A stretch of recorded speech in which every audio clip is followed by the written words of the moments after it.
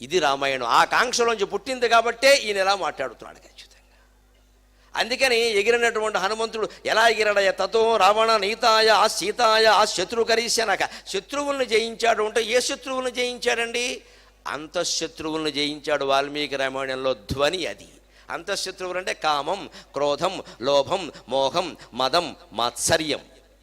వాల్మీకి దేన్ని నేరుగా చెప్పడం, ఎందుకంటే కావ్యం ఇది. రామాయణం కావ్యం, గుర్తుపెట్టుకోవాలి. భారతం కావ్యం కాదమ్మా, ఇతిహాసం. భాగవతం కావ్యము కాదు, ఇతిహాసము కాదు, పురాణం. చెప్పేవాడికి ముందు ఈ మూడు వేరనే జ్ఞానం ఉండాలి. అన్నీ పెట్టకథల కిందే చెప్పుకుంటూ పోకూడదు.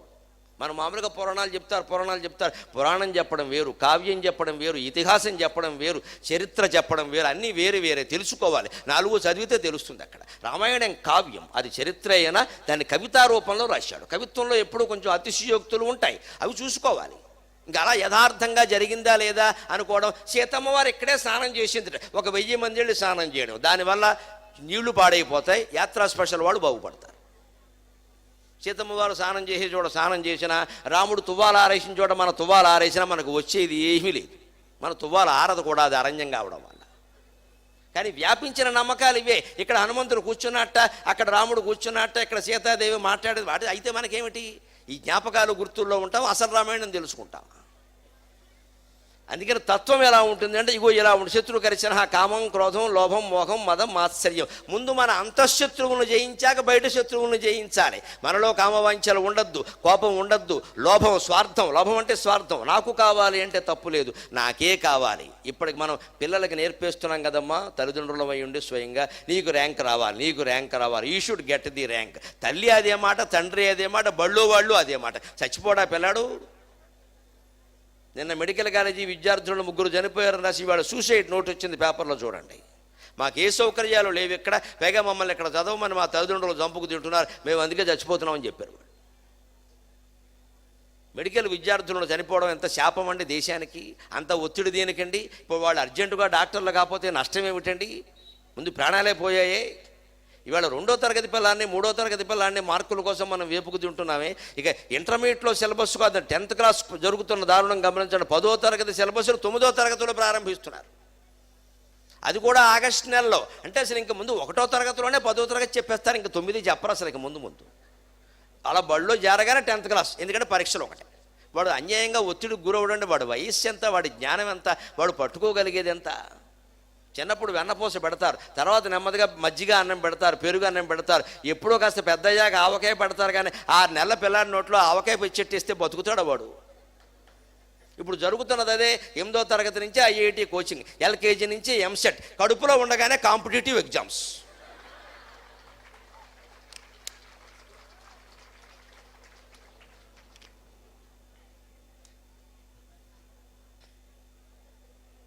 ఈ లోభం పిల్లల్లో ప్రవేశించకుండా ఉండాలంటే పెద్దలు వాళ్ళు చదువుకుంటున్నప్పుడు చెప్పవలసింది, చదువుకోవడం సంస్కారం కోసం.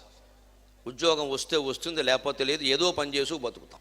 సంస్కారవంతులుగా మనం బతకడానికి, ప్రజలకి సేవ చేయడానికి, ఆత్మాభిమానంతో బతకడానికి చదువు సంస్కారం కోసం అనే మాట చెబితే పిల్లలు ప్రశాంతంగా చదువుకుంటారు హాయిగా. ఆ సంస్కారం రావడం చదువు మానిపించేయడం మంచిది, వేరే పనిలో పెట్టుకోవడం మంచిది. ఇవాళ ఇతర వృత్తులన్నీ మానేసాం, చదువు చదువు చదువు అనుకున్నాం. ఖచ్చితంగా అందరూ చదువులో పడ్డారు. చాకల పని చేసేవాళ్ళు లేరు, మంగళ పని చేసేవాళ్ళు లేరు, కమ్మరం చేసేవాళ్ళు లేరు, కుమ్మరం చేసేవాళ్ళు లేరు. మీకు తెలియదు నేను ఈ కండువాలు ఇస్త్రీ పడ్డానికి ఎంత యాతన పడుతున్నాను. ఎందుకంటే మా చాకలాడు రోజు నన్ను బెదిరించడమే, మానేస్తా. ఎందుకంటే ఈ మడత సామాన్యంగా దీన్ని ఎమ్మెల్యే కండువా అంటారు. దీన్ని 2 పట్టుకుని ఇస్త్రీ చేయాలి చాలా జాగ్రత్తగా. పైగా నాకు నియమం, ఇక్కడ ఈ పంచి అంచు ఉందంటే ఈ పంచు అంచు ఉండాలి, మ్యాచింగ్. నా అందరు నాకు ఉంటుంది, కాదనేవాళ్ళు ఎవరు? జోడీ కుదరాల్సిందే. ఈ పంచి అంచే ఇక్కడ ఉండాలి. మళ్ళీ ఈ పంచి వేరే, ఇది వేరే, పైన శాలువా వేసుకోవడం నేను అలా ఉండను. వీలైనంత అందంగా ఉండాల్సిందే. లేనందం ఎలాగూ రాదు, ఉన్నందాన్ని కాపాడుకోవడానికే. అందుకని ఉండాల్సిందే. దాన్ని ఖచ్చితంగా 1 పావు గంట మేకప్ వేయాల్సిందే. అక్కడ కూర్చుని పంచి కడతాం, వేసుకుంటూ శుభ్రంగా తయారై మొహం కడుక్కొని వస్తాను. 7 మొహం వేసి మాట్లాడతాం ఏంటి ఇక్కడ? దాని అందం దానికి. కానీ మరి ఈ కండువాలు ఎలా మొదలు పెట్టాలంటే నేను చేసుకోలేను, ఒక చాకలివాడు చేయగలడు. హైదరాబాద్లో ఒకరిని పట్టుకున్నా, మొత్తం మీద వాడి పేరు నరసింహారావే. వాడిని బతిమాలడం కోసమే, ఒరే నీ పేరు నా పేరు ఒకటే, నువ్వు నా అంత గొప్పవాడివిరా అంటే పొగిడితే వాడు చేస్తున్నాడు. ఏం చేయమంటారు? నా బాధ నాది. ఎప్పటికప్పుడే వాడు అంటున్నాడు విచిత్రంగా, మా పిల్లలు మానేమంటున్నారు సార్. మా పిల్లలు ఎందుకు మానేమంటున్నారో తెలుసున్నాడు. వాళ్ళ పిల్లలిద్దరూ ఇంజనీరింగ్. ఇప్పుడు తండ్రి సాకరవాడని చెప్పుకోవడం అవమానంగా ఉంది. మన చదువులు ఏం నేర్పుతున్నాయండి? మీరు ఇంజనీరింగ్ చేయడానికి వాడు ఇస్త్రీ పెట్టి కారణమా కాదా? మరి అటువంటి తండ్రిని నెత్తి మీద పెట్టుకుంటారా, అవమానిస్తారా? ఇది ఆలోచన చేయాలి. మనం ఇంత ఎత్తు ఎదగగానే మనం డాక్టరో ఇంజనీరో కాగానే తల్లిని తండ్రిని నువ్వు చేసే పని మానే నువ్వు బాత్రూములు క్లీనింగ్ చేస్తే నేను చెప్పుకోవడం కష్టం. ఎందుకు చెప్పుకోవడం కష్టం అమ్మా? ఇటీవల జరిగిన సంఘటన చెబుతున్నా. ఇండోనేషియా మిస్ ఇండోనేషియా పోటీలు జరిగాయి. అందాల సుందరి మిస్ ఇండోనేషియా ఒక అమ్మాయి ఎంపికైంది. ఈ పైన అర్ధచంద్ర కిరీటం పెట్టారు. చాలా ఆనందించింది. ఆ అమ్మాయి నవ్వుతోంది. వెంటనే పత్రికల వాళ్ళు చుట్టూ మోగితే మీరు తప్పుకోండి, మీరు తప్పుకోండి, మీరు తప్పుకోండి అని అమ్మాయి బయటికి పరిగెట్టింది హాల్లోంచి. ఏమైందో అనుకున్నారు. పరిగెట్టి రోడ్ల మీదకి వెళ్ళిందండి. అక్కడ రోడ్డు చివర ఒక ఆవిడ రోడ్డు ఊడుస్తోంది చీపురుతో. అక్కడికి వెళ్ళింది. ఈ అర్ధచంద్ర కిరీటాన్ని ఆ తల్లి పాదాల మీద పెట్టింది ఆవిడ.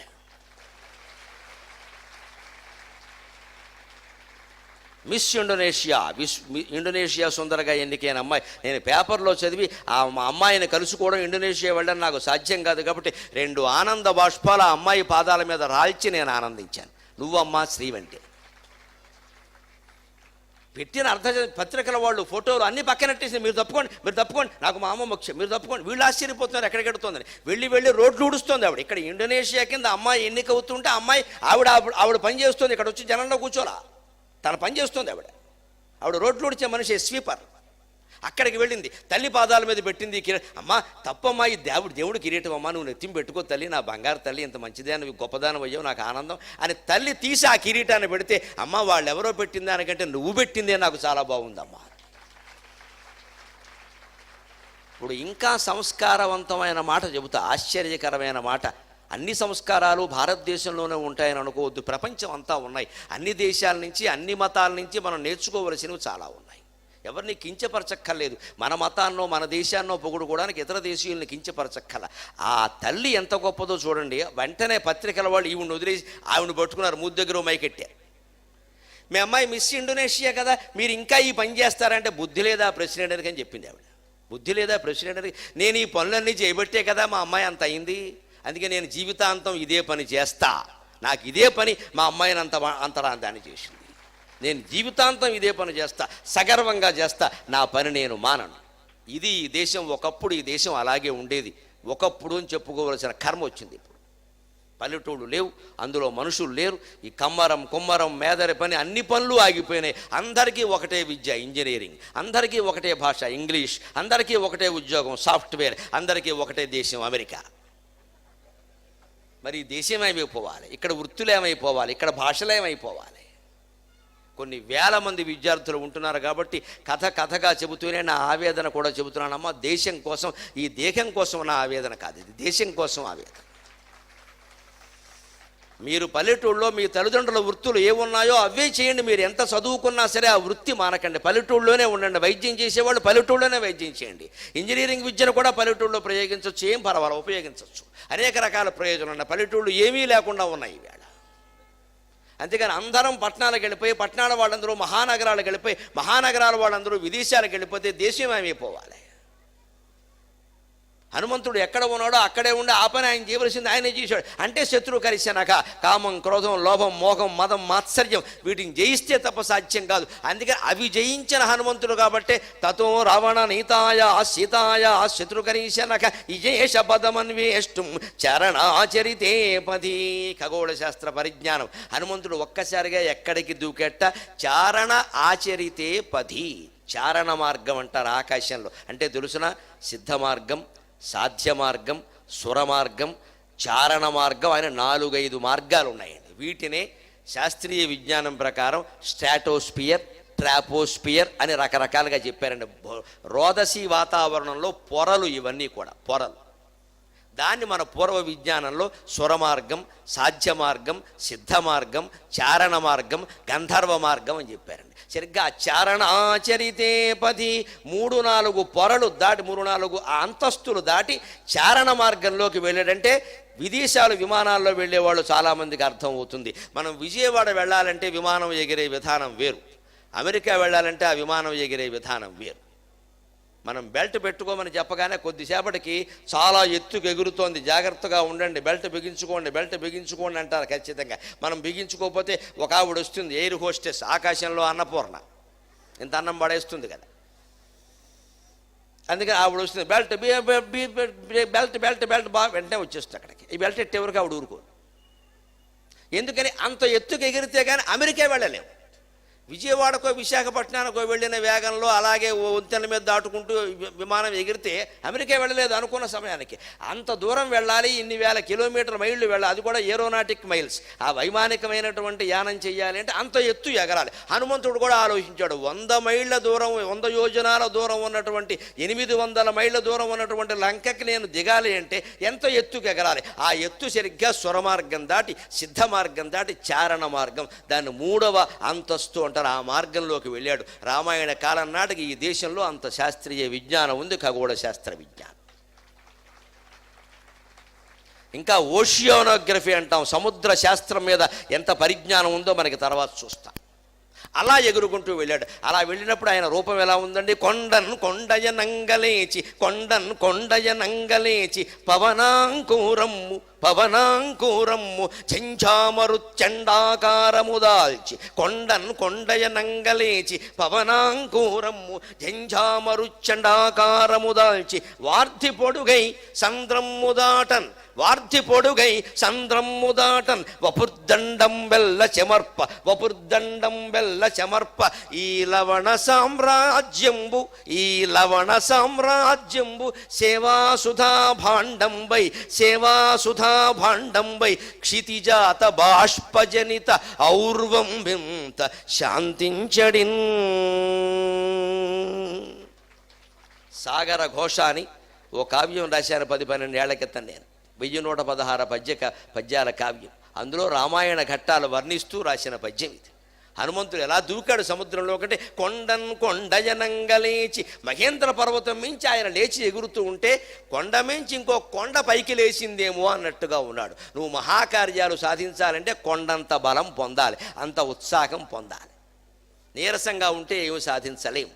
మనం ఒక కొండ అనుకుంటేనే కొండను ఢీకొట్టగలం. మనం ఏం చేయగలం, మన వల్ల ఏమవుతుంది అంటే ఏమీ అవ్వదు, దుప్పటి ముసిగట్టి పడుకుంటాడు. కార్ల్ మార్క్స్ మహానుభావుడు, మనం చెప్పుకోవలసిన మనిషి, సామ్యవాద సిద్ధాంత ప్రవక్త. ఆయన తన సిద్ధాంతంలో మొదట్లో ఒక మాట చెబుతాడు, సోమరిపోతు కంటే హంతకుండా నయమంటాడు. ఏ పని చేయకుండా పడుకునేవాడి కంటే మర్డర్లు చేసేవాడిని నయమని. వాడికో యాక్టివిటీ ఉంది. అసలు ఎవరినో పొడవాలంటే ఎంత ధైర్యం ఉండాలి, కత్తి చూసుకోవాలి, దాన్ని పట్టుకోవాలి, గట్టిగా ఉండాలి. చాలా కష్టం, మనం ఎవరం చేయలేం. కానీ 10-15 మర్డర్లు చేసేసిన మహానుభావులు కూడా ఉన్నారు. అందులో కూడా శతావధానాలు చేసేసిన వాళ్ళు ఉన్నారు. మరి కష్టమే కదా. దాని పని దానికి ఉందండి, దాని ధైర్యం దానికుండా మన వల్ల అవుతుందా? ఈ పద్యాలు చెప్పమంటే నేను చెబుతాను, ఎవరినో పొడవమంటే నా వల్ల కాదని బాబుని వెళ్ళిపోతాను, నా వల్ల ఎలా అవుతుంది? అది వేరే, ఆ పరిశ్రమ వేరే. అందుకని ఆయన అంటాడు, ఏ పని చేయకుండా సోమరపోతులా పడుకునేవాడు కంటే హంతకుండా అయ్యమన్నాడు. ఎందుకంటే వాడు ఏదో పని చేస్తున్నాడు. వాడి బుద్ధిని కనుక మనం మార్చగలిగామనుకోండి, వాడు అపర భక్తుడై దేశభక్తి కూడా అలాగే చేస్తారండి, దేశానికి సేవ కూడా అలాగే చేస్తాడు. అందుకని విద్యార్థులు అలవాటు చేసుకోవాలమ్మా, ఏ పని చేసినా దాన్ని మీరు చిత్తశుద్ధితో పనిచేయండి, శ్రద్ధగా చేయండి. అలాగే చేయాలని అనుకోండి, కానీ ఇదే కదా అని అశ్రద్ధ చేయొద్దు. అసలు చెడ్డదో మంచిదో ముందు ఒక పని శ్రద్ధగా చేయడం అలవాటైతే, బుద్ధి కనుక మారిందనుకోండి మంచి పని కూడా అలాగే చేస్తాడు. చెడ్డ పనిలో కూడా శ్రద్ధ లేనివాడు మంచి పనిలో మాత్రం ఎందుకు ఉంటుంది? ఎక్కడా ఉండదు. అంచేత మంచి చెడ్డల కంటే కూడా శ్రద్ధ ప్రధానం. ముందు శ్రద్ధ ఉందా లేదా, అటెంటివ్గా జాగ్రత్తగా చేస్తున్నాడా లేదా, అది ముఖ్యం. అంత శ్రద్ధ ఉంది కాబట్టి ఈయన దూకుతున్న కొండను కొండయనంగా లేచి, నేనో కొండని, ఈ కొండ నాకెంతో అనుకున్నాడు, లేచాడు. పవనాంకూరమ్ము, ఆయన పిల్లగాలి, నిజంగానే గాలి కుమారుడు కదా, వాయుదేవుని కుమారుడు, అందుకని పిల్లగాలి, సన్ ఆఫ్ గాలి కాబట్టి పిల్లగాలే. పవనాంకూరమ్ము ఝంఝామరు చండాకారము దాల్చి, ఈ పిల్లగాలిలా ఉంటే సముద్రం దాటలేమని తుఫాను గాలిగా మారాడు. అంటే కొన్ని పనులు సాధించాలంటే మనం తుఫాన్లాగా మాట్లాడాలి, కాస్త ఆవేశంగా మాట్లాడాలి, నెమ్మదిగా దండాలు పెట్టి చెబితే ఈ దేశంలో ఎవడూ వినడు.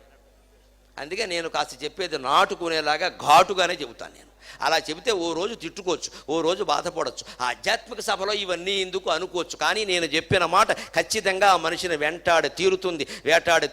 2 ఏళ్ల తర్వాతైనా వాడు ఆలోచిస్తాడు ఖచ్చితంగా. అలాగే చెప్పాలి. అంతేగాని ఇది ఇంతే, మీరు చేస్తే చేయండి, లేకపోతే లేదు, నేను ఎలా చెప్పను, చెయ్యకపోతే నరకానికి పోతామని చెబుతాను. అయితే ఖచ్చితంగా చెప్పాల్సింది అలాగే, లేకపోతే వెండవు. ఈ దేశ ప్రజల మనస్తత్వం అది. ఇక్కడ లాజికల్ థింకింగ్ పనికి, ఇక్కడ లాజిక్ పనికి రాదండి, మ్యాజిక్ అండి. ఎంతసేపు మ్యాజిక్ కావాలి మన వాళ్ళకి, లాజిక్ అక్కర్లేదు. మరి వాడికి ఎలా చెప్పాలి మనసులో నాటుకోవాలంటే? అందుకని పవనాంకురం తుఫాను గాలిగా మారింది. పిల్లగాలి తుఫాను గాలి అయితే తప్ప అంత సముద్రాన్ని దాటలేడు. వార్ధి పొడుగై సంద్రం ఉదాటన్, అసలు దాటినట్టుగానో దూకినట్టుగానో లేదు. ఈ కాలు అటు పెట్టాడేమో అన్నంత పెద్దగా కనిపిస్తున్నాడు ఆయన ఆకారం. యోగశక్తుల కారణంగా వచ్చింది. విద్యార్థుల కోసం ఒక్కటి ఉపయోగపడే మాట చెబుతున్నా. హనుమంతుడు సముద్రాన్ని దాటాడండి. 1 గంట 2 గంటల్లో ఆ కార్యక్రమం అయిపోయిందండి. దూకేశాడు. ఎలా సాధ్యమైందండి? ఇంకా ముందు ఎదురించిన ఆటంకాలు ఉంటాయి. వాటిని ఎలా ఎదిరించాడండి? అప్పుడు చెప్పుకుందాం. ఆ విశేష విషయం విద్యార్థులకు బాగా ఉపయోగపడే విషయం.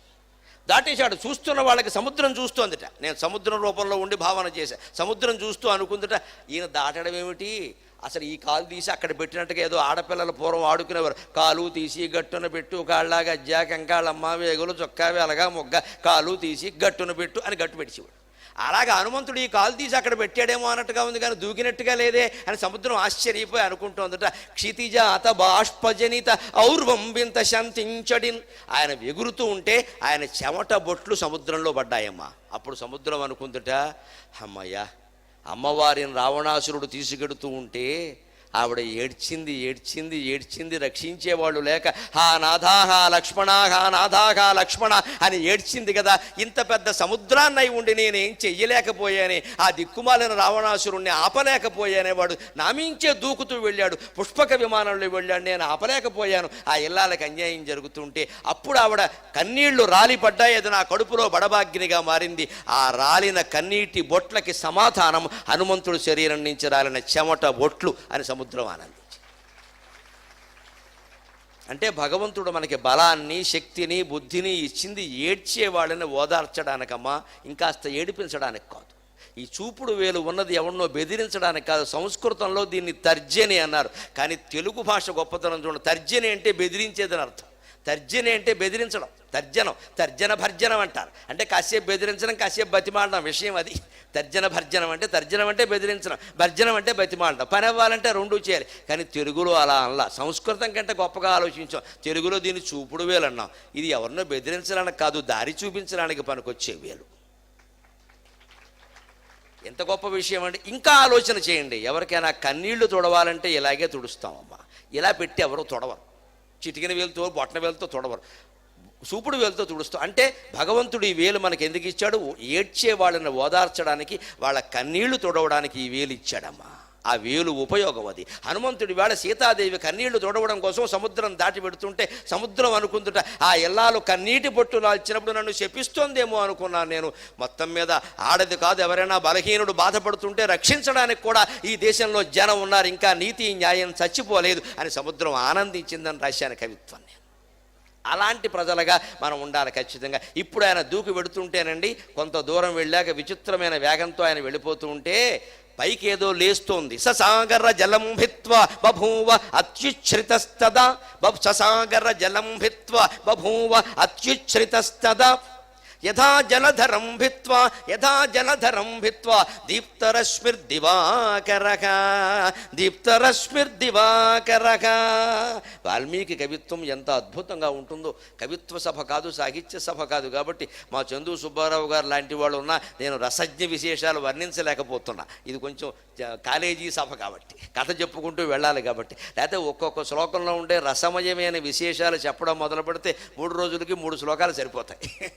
అంతకంటే అవదు, అన్ని విశేషాలు ఉన్నాయి. అవి మాకు తెలుస్తూ ఉంటాయి. మూలాన్ని అయ్యో ఇంత బాగుంది అనుకుంటాం. ఈ చెప్పడం వల్ల మీకే ఇంత బాగుంటే ఇవన్నీ తెలిసి నిత్యం ఆనందిస్తున్నా నేను ఎంత ఆనందంగా ఉంటానో మీరు ఆలోచించండి. అంచేతన స్వయంగా వాల్మీకి రామాయణం మీరు చదవాలమ్మా. పిల్లలు కదా, మీకు అర్థం కాదని అనుకోవద్దు. ఈవేళ మన అదృష్టవశాత్తు అన్ని రకాల రామాయణం సహా, భారతం సహా, భాగవతం సహా తెలుగు లిపిలో తాత్పర్యాల వ్యాఖ్యానాలతో సహా బజార్లో సిద్ధంగా ఉన్నాయి. అవి కొనుక్కుని ముందు ఇంట్లో పెట్టుకోండి. చదవడం కూడా ఎలాగో తెలుసా? రామాయణం అంతా చదవాలంటే చాలా కాలం పడుతుంది. 60 ఏళ్ళు వచ్చాక చదువు, అంతవరకు బతుకుండాలి కదమ్మా. ఇలాంటి వాయిదాలు వేయకూడదండి. ఎప్పుడైనా ఇంతలావు గ్రంథం చదవాలంటే ఒకటే పద్ధతి. నేను చేసేదే మీకు చెబుతున్నా. రోజుకు అరగంట సమయం పెట్టుకుంటాను నేను. పెద్ద పుస్తకాలు ఏవైనా చదవడానికి రోజుకు అరగంట.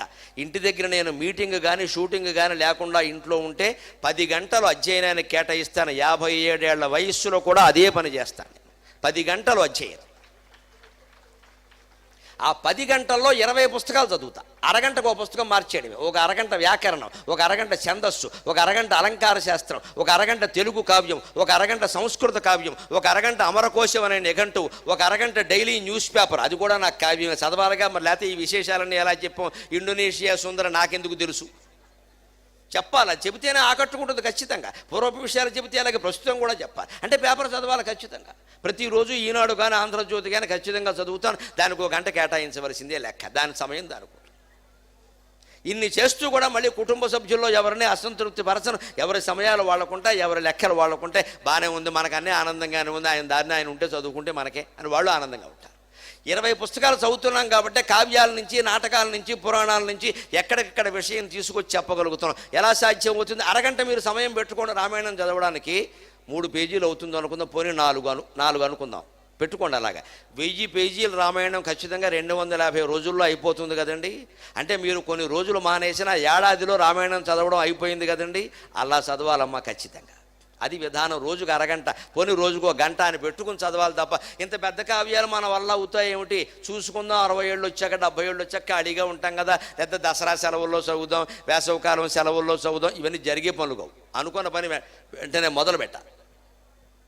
అందుకని ఆయన దూకుతూ ఉంటే ఆటంకం వచ్చింది. మనకు కూడా జీవితంలో రకరకాల కార్యాలు సాధిస్తూ ఉంటే ఆటంకాలు వస్తాయి. ఆటంకాలు ఎప్పుడు 3 రకాలుగా ఉంటాయి. ఆ 3 రకాలే వచ్చాయి చూసుకోండి సరిగ్గా హనుమంతుడికి. మొట్టమొదటి ఎవరట? మైనాకమని ఒక పర్వతం ఉంది సముద్రంలో, లోపల దాక్కుంది. అది లోపల దాక్కుంది. మైనాకుడు అని ఒక పర్వతం. వాడి కథ ఏమిటి? వాడు సాక్షాత్తు పార్వతీదేవికి అన్నగారు, హిమవంతుడు కుమారుడు, పార్వతీదేవికి అన్నగారు, జగన్మాతకి అన్నగారు. అయినా వాడి కష్టాలు వాడికి ఉన్నాయి, గమనించుకోవాలి. దేవుడు తల్లికి, దేవుడు తండ్రికి, దేవుడు భార్యకి, దేవుడు కొడుకులకు కూడా కష్టాలు తప్పలేదు. దేవుళ్ళ గురిగే దండాలు పెట్టినంత మాత్రాన మన కష్టాలు పోతాయి అనుకోకూడదు. మన గ్రహస్థితి మనదే, మన జీవితం మనదే. దేవుళ్ళ జీవితాల్ని మనం ఆరాధించడం కాదమ్మా, ఆచరించాలి, ఖచ్చితంగా అనుసరించాలి. రాముళ్ళ నువ్వు ఉండాలి. ఎంతసేపు రాముడు గుడి చుట్టూ తిరగడం కాదు, ఆయనకే విసుగొచ్చేలాగా. రాముళ్ళ మనం ఉండాలి, సీతలా మనం ఉండాలి, హనుమంతుళ్ళ మనం ఉండాలి. ఈ ఉండడం మానేసి ఉండడం మన వల్ల కాదులేని ఆయన చుట్టూ ప్రదక్షిణాలు చేస్తే ఆయన ఏం చేస్తాడు? నాలా ఉండరా బాబు, నేను నీ కోసం భూమి మీదకి దిగి అవతరించి నా కష్టాలు పడి ఎన్నో రకాల అగచాట్లు పడి నా జీవితాన్ని ఆదర్శంగా తీసుకోరా అంటే దాన్ని తీసుకోవడం మానేసేసి నా చుట్టూ తిరుగుతున్నాం ఇక్కడ పని లేకుండా అంటాడు ఆయన. దేవతలను ఆరాధించడం కాదమ్మా, దేవతలను అనుసరించాలి, ఆచరించాలి జీవితంలో ఖచ్చితంగా. అప్పుడు మనం కూడా ఒక రాముడు అవుతాం, మనం కూడా ఒక సీత అవుతాం, మనం కూడా ఒక హనుమంతుడు అవుతాం ఖచ్చితంగా. ఇది దానికి ఉదాహరణ. మైనాకుడు పార్వతీదేవికి అన్నగారు. ఆయన బాధలు ఆయనవే. పర్వతాలకి వెనక రెక్కలుండేవి, పెద్ద పెద్ద రెక్కలు పర్వతాలకు ఉండేవి. అవి ఇలా ఎగురుతూ ఉండేవి. మరి గ్రద్దకి రెక్కలుంటేనే కష్టం, ఎక్కడ వాళ్తుందో తెలియదు. పర్వతాలకి రెక్కలుంటే ఎలాగండి? ఎగిరిన పర్వతాలు ఏం చేసి ఇలా ఎగురుతూ ఎగురుతూ ఎగురుతూ గాజువాక బాగుంది అని దిగింది అనుకోండి పర్వతం, ఇంకా గాజువాక ఉండదు. ఇంకా దానికి సరదా మరి దిగుతుంది. ఇక్కడ సుందరకాండ చెబుతున్నారు, నేను కూడా వింటా అని. పర్వతం రెక్కలేసుకొచ్చి ఇక్కడ వాలింది అనుకోండి, ఇక నేను ఉండను, మీరు ఉండరు. ఇక్కడ అదే జరిగింది సరిగ్గా. పర్వతాలకి రెక్కలు ఉన్నాయి. అప్పుడు ప్రజలందరూ వెళ్ళి దేవేంద్రుడితో మొత్తుకున్నారు, ఇదేమిటయా పర్వతాలకి రెక్కలు ఇస్తావా, పక్షులకి రెక్కలు ఇవ్వాలి కానంటే ఆయన వజ్రాయుధంతో ఆ రెక్కలు ఖండించాడు. ఆ ఖండన నుంచి హిమవంతుడు తప్పించుకోలేదు, మాల్యవంతుడు తప్పించుకోలేదు, ఋష్యమోకం తప్పించుకోలేదు, గంధమాదనం తప్పించుకోలేదు, సహ్యాద్రి తప్పించుకోలేదు, వింధ్య పర్వతాలు తప్పించుకోలేదు. కానీ తప్పించుకున్నవాడు ఒకే ఒక్కడు, వాడు పార్వతీదేవి అన్నగారు మైనాకు. అదేదో గొప్ప విషయం అనుకోకండి. ఎలా తప్పించుకున్నాడో తెలిసా? పారిపోయాడు, చేతకాక పారిపోయాడు. ఆ పారిపోయేటప్పుడు వాలుగాలి వీచింది. ఆ వాలుగాలి వీచినప్పుడు వాడు ఆ గాలి కాస్త అనుకూలంగా ఉంది కాబట్టి వెళ్ళి సముద్రంలో దాక్కున్నాడు. దాక్కున్న వాడిని చంపడం ధర్మం కాదు కాబట్టి దేవేంద్రుడు వదిలేశాడు.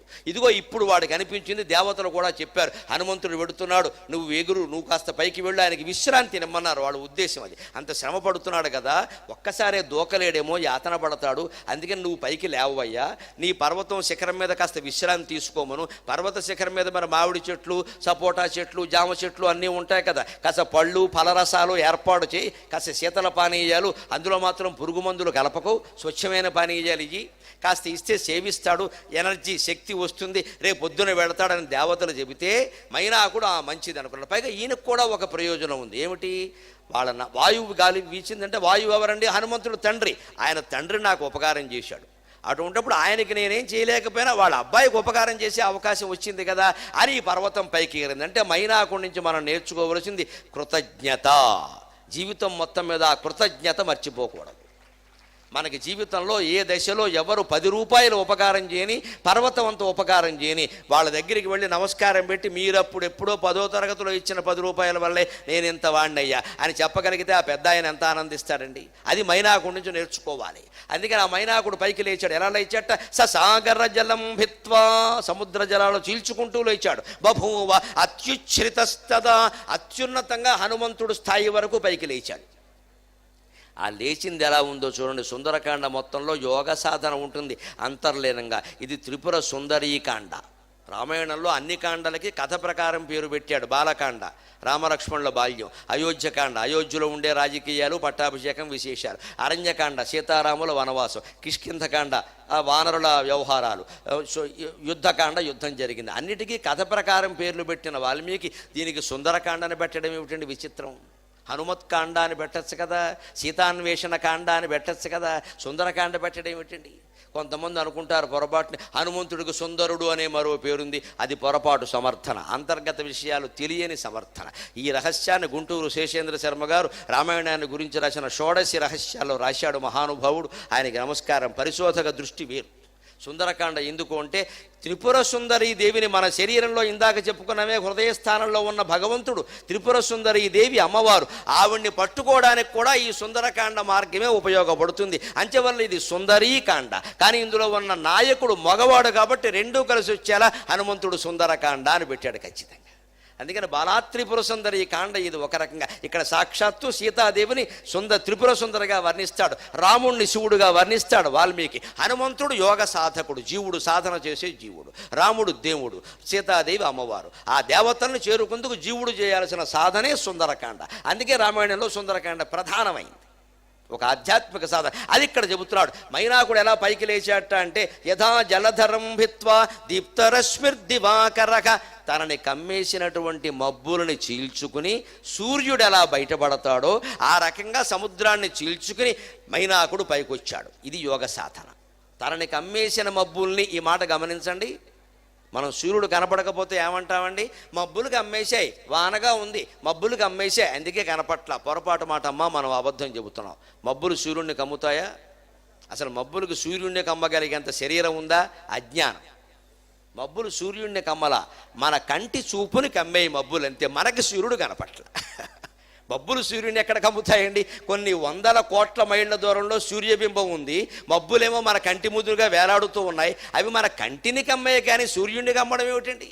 మనం మాట్లాడేవన్నీ అబద్ధాలే. రైలు ఎక్కుతాం, విజయవాడ వచ్చింది, విజయవాడ వచ్చింది, విజయవాడ రాదు, అది జడ పదార్థం, ప్లాట్ఫారం అక్కడే ఉంది. విజయవాడ రావడం ఏంటంటే అర్థం లేనప్పుడు విజయవాడకి నువ్వు వెళ్ళావు, ఆ మాట చెప్పు. విజయవాడకి నేను వచ్చా అని చెప్పాలి. ఎవడో అంటే విజయవాడ వచ్చింది, విశాఖపట్నం వచ్చింది. విశాఖపట్నం ఎందుకు వస్తుంది? ప్లాట్ఫారం వస్తుంది ఎక్కడికైనా, అది జడ పదార్థం కదలదు. ఆలోచిస్తే మన మాటలో తిరగాల్సింది. ఖచ్చితంగా మనం ఈ తిరగేస్తే కానీ విషయాలు అర్థం కావు. ఎందుకని? మన కళ్ళు అడ్డంగా ఉన్నాయి. అడ్డంగా ఉన్న కళ్ళకన్నీ అడ్డంగానే కనపడతాయి. అందుకే నిలువు కంటితో చూడాలి. ఆ నిలువు కన్నే మధ్యలో ఉండే మూడో కన్ను జ్ఞాననేత్రం. శివుడికి ఆ మూడో కన్ను ఉంది, అందుకని ఆయన జ్ఞాని. మనం అడ్డకళ్ళతో ఉన్నాం, మనం అజ్ఞానులు. అందుకే తెలుగు భాష గొప్పతనం గమనించండి. అడ్డం అంటే అర్థం అవుతుంది. అడ్డగోలుగా మాట్లాడకు, అడ్డంగా దొరికిపోయాడు, అడ్డంగా వాదిస్తామే అంటారు. నిలువుగోలుగా మాట్లాడకు, నిలువుగా దొరికిపోయావు అనరు. అడ్డగోలుగా మాట్లాడడం, అడ్డంగా వాదించడం, అడ్డంగా దొరికిపోవడం, ఇవన్నీ నేరాలు. అంటే అడ్డకళ్ళతో చూసేవాడికి ప్రపంచం అడ్డంగానే కనబడుతుంది. ఎప్పటికైనా ఈ రెండు కళ్ళు మూసుకుని మనం నిలువు కంటితో చూడగలగాలి. అదే మధ్యలో ఉండే కన్ను, దాని పేరు రుద్రాక్ష. శివుడి కన్ను, రుద్రాక్ష అంటే అర్థం. రుద్రాక్ష శివుడు కన్ను. శివుడు కన్ను అంటే జ్ఞాననేత్రం. ఆ కన్ను తెరుచుకుంటే ప్రపంచం భస్మం అవుతుందంటే అర్థం ఏమిటంటే శివుడు కంట్లోంచి ఏదో మంట వస్తుంది, అదేమో నేను ఎక్కడో బాంబులు పేలినట్టుగా పేలుతుంది అని అర్థం కాదు. అది ఊరికే మనకు అర్థం కావడం కోసం చెప్పే పురాణ కథ. దాని జ్ఞానం ఏమిటంటే ఈ రెండు కళ్ళతో చూసేవాడికి ప్రపంచం మాయలా కనిపిస్తుంది, బంధాల్లో పడిపోతాడు. జ్ఞాననేత్రంతో చూసేవాడికి ప్రపంచం మిథ్య, ఇది ఒక కళ అని అర్థం అవుతుంది. వాడు శివుడు కింద లెక్క. ఇది జ్ఞాననేత్రం. అంచేది ఆ మధ్యలో ఉండే నేత్రంతో చూడగలగాలి. ఆ మధ్యలో ఉండే నేత్రం ఎక్కడ ఉంటుందండి? యువతరం గమనించండి దయచేసి. రెండు కనుబొమ్మల మధ్యలో ఉంటుంది. దాన్నే త్రినేత్రం, మూడవ నేత్రం రుద్రాక్ష అంటారు. అందుకే మనం బొట్టు పెట్టుకుంటాం. ఖచ్చితంగా బొట్టు పెట్టుకోవాలి. భారతీయుడైన ప్రతివాడు కనుబొమ్మల మధ్యలో బొట్టు పెట్టుకోవాలి. ఆ మూడో బొట్టు ఎరుపు రంగులోనే ఉండాలి. కారణం ఆ మూడో కన్ను ఎరుపు రంగులో ఉంటుంది. అది అమ్మవారి ఆజ్ఞా చక్రం. అరుణారుణ కౌసుంభ వస్త్రభాస్వత్ కటీతటి అంటారు లలితా సహస్రంలో.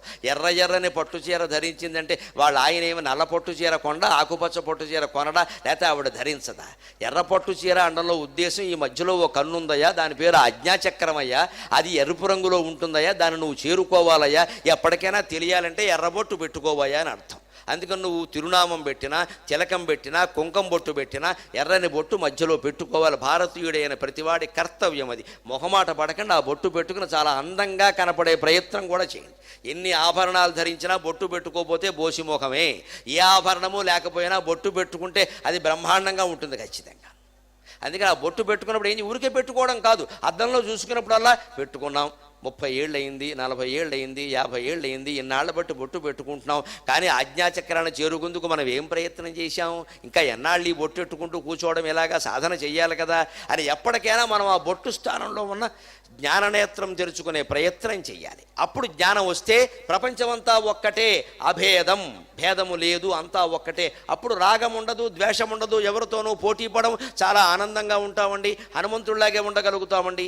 ఇది సుందరీ కాండ, ఇది ఆజ్ఞాచక్రానికి సంబంధించింది. అందుకే దీనికి సుందరకాండ అని పేరు పెట్టి. ఈ అడ్డకళ్ళతో చూడడం వల్ల ప్రపంచం అడ్డగోలుగా కనపడుతోందనడానికి ఈ వాక్యమే ఉదాహరణ. మబ్బులు కమ్మేసే సూర్యుడిని అంట, మన మబ్బులు సూర్యుడిని కమ్మలా, మన కంటిని మాత్రమే కమ్మాయి. అంచేత మనం కూడా ఈ ప్రపంచంలో అనేక సమస్యలు, కష్టాలు అవి ఉన్నాయి, మనని బాధపడుతున్నాయి అనుకుంటున్నావు. నువ్వు అనుకోవడం వల్ల బాధపడుతున్నాయి. నువ్వు దానికి ఫీల్ అవ్వడం, అనుకోవడం మానేస్తే బాధపెట్ట.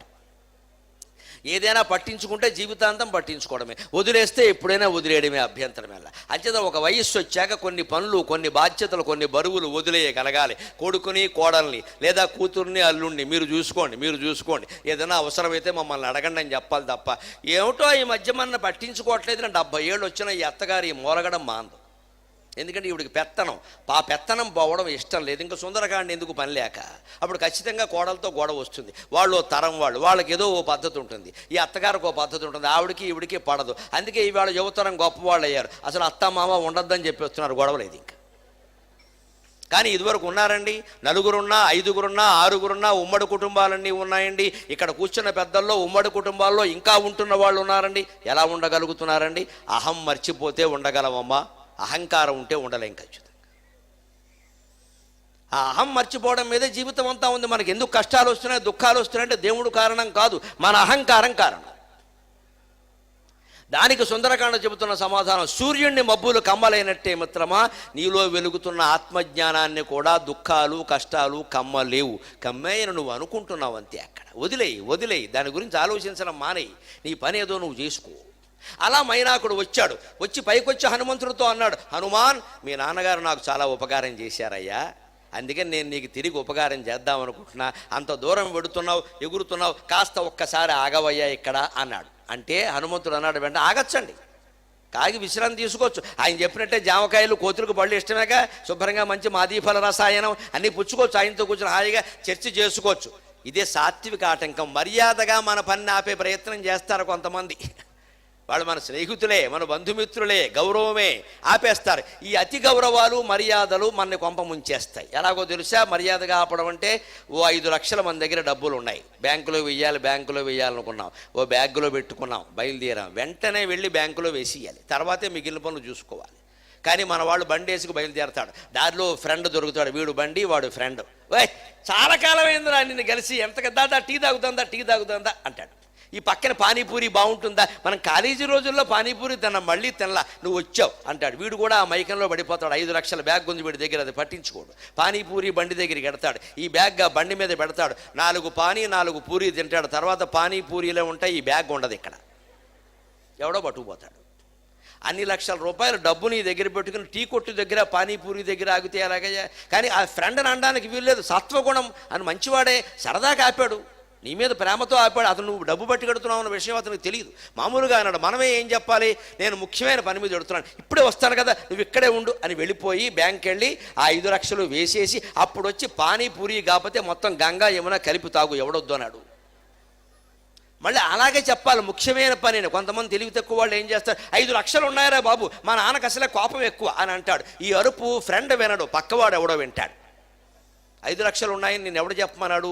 బ్యాంకులో వేయమని చెప్పారు, కానీ ఊరంతా ప్రచారం చేస్తావా ఫ్లెక్సీ పెట్టి? మన దగ్గర డబ్బు బంగారం లాంటివి ఉన్నప్పుడు వాటిని చెప్పే ప్రయత్నం చేయకూడదు. ఆ బయట రైల్లో కొంతమంది చూడండి, సంచులు సర్దుకుని కూర్చొని ఆ బ్యాగ్ జాగ్రత్తగా చూసుకోండి, ఆ బ్యాగ్ ఒకటి జాగ్రత్తగా చూడండి, ఈవిడ సెంటేస్తుందండి. దొంగ సరిగ్గా ఆ బ్యాగ్ చూస్తాడు, వీళ్ళు ఆయన చూడడం. ఈవిడే బాత్రూమ్గా పెడుతుంది, మధ్యలో బ్యాగ్ చూస్తూ ఉండండి అని ఇంత పొడుగు అరుస్తుంది. ఇక్కడ ఆకాశవాణి విజయవాడ కేంద్రం లాగా. ఈవిడ చూస్తున్నానని చెప్పాను కదా, నువ్వు వెళ్ళు సంత అంటాడు ఆయన. ఈ సంత వాడికి వినపడింది, వాడు చూస్తాడు, ఇక మీరు చూడక్కర్లేదు. మన దగ్గర బంగారమో డబ్బో ఏదో ఉన్నప్పుడు దాన్ని ఓ చోట దాచుకుంటాం, ఆ విషయం అక్కడ వదిలే, నీకు గుర్తుందిగా, ఇక ఊరికే ప్రదర్శన చేయక్కల్లా, లేదు చెప్పక్కల్లా. ఇది నేర్చుకోవాలి. సుందరకాండ నిత్య జీవితంలో ఎంతో ఉపయోగపడుతుందండి. మైనాకుడు మర్యాద అయిన ఆటంకం, అతను నిజంగా మోసమేం లేదు, మర్యాద కోసం. కానీ హనుమంతుడు ఏమన్నాడు అంటే, నేను చాలా ముఖ్యమైన పని మీద పెడుతున్నాను, మా నాన్నగారు నీకు ఉపకారం చేసిన మాట నిజమే కావచ్చు, నాకు నువ్వు ఉపకారం చేయొచ్చు, కానీ నన్ను ఆపకు, చాలా ముఖ్యమైన పని. ఏమిటో చెప్పరా? ఏమిటో చెప్పడం అనవసరం, నేను పెడుతున్నాను, నేను వచ్చాక చూస్తాను కదా, ఇగో నిన్ను ముట్టుకుంటున్నాను, ముట్టుకుంటే మీ ఇంటి దగ్గర ఉన్నట్టే అనుకో, నీ ఆతిథ్యం నేను స్వీకరించినట్టే. ఆయన ఒకసారి ఇలా కింద కానీ మంది ముందుకు ఎగిరిపోయాడు. సాత్విక ఆటంకాన్ని ఎదిరించే విధానం అది. మర్యాదను మర్యాదగానే ఎదుర్కోవాలి, వాళ్ళని అవమానించకూడదు, వాళ్ళని ఇబ్బంది పెట్టకూడదు. రెండవ ఆటంకం, అది దాటుకుని వెళ్ళాడు చూడండి, సరిగ్గా రెండవ ఆటంకం వచ్చింది. సురస, అదొక జలజంతువు, అది అడ్డం వచ్చింది, పైకి ఎగిరింది. ఎవరు నువ్వు అంది. నేను ఎవరైతే నీకే ఆధార్ కార్డు చూపిస్తే కానీ వెళ్ళనే వానాడు ఆయన. ఎవరు నువ్వేమిటి, ఆ ప్రశ్న ఏమిటి అని అంటే, నేను ఇక్కడ ఉంటున్నా, నా నోట్లో ప్రవేశించి బయటపడకుండా ఎవ్వడూ ఈ సముద్ర మార్గంలో వెళ్ళలేడు. వెంటనే హనుమంతు, ఏమిటమ్మా మరోసారి చెప్పు అన్నాడు. నా నోట్లో ప్రవేశించకుండా ఎవ్వడూ ఈ మార్గంలో వెళ్ళలేడు అన్నాడు. అలాగా అన్నాడు. అయితే ఏమిటి గొప్ప అన్నాడు. వెంటనే నిన్ను మింగేస్తా అని ఇంత పొడుగు నోరు తెరిచింది. అది ఓ 10 అడుగులు. హనుమంతుడు 6-7 అడుగులు ఉన్నాడు అనుకుందాం, ఓ 10 అడుగులు తెరిచింది మింగేద్దామని. ఈయన ఏం చేశాడు, యోగశక్తి ఉపయోగించి 10 అడుగులు నోరు తెరిచింది కదా, 20 అడుగులు శరీరం పెంచాడు. 20 అడుగులు ఎలా పెంచగలుగుతాయండి? ఇక్కడ చెబుతా. యోగశక్తులను ఉంటాయి. అణిమ, మహిమ, గరిమ, లఘిమ, ప్రాప్తి, ప్రాకామ్యం, ఈశత్వం, వశిత్వంచ అష్టసిద్ధయక అంటారు పతంజలి యోగశాస్త్రంలో. అణిమ సూక్ష్మంగా అయిపోవడం, చిన్న రూపం. మహిమ బాగా పెద్దగా అయిపోవడం. గరిమ బాగా బరువుగా అయిపోవడం, మనిషి 70 కేజీలు ఉన్నవాడు 200 కేజీలు అయిపోవడం. లఘిమ చాలా తేలిగ్గా దూది పింజలా అయిపోవడం.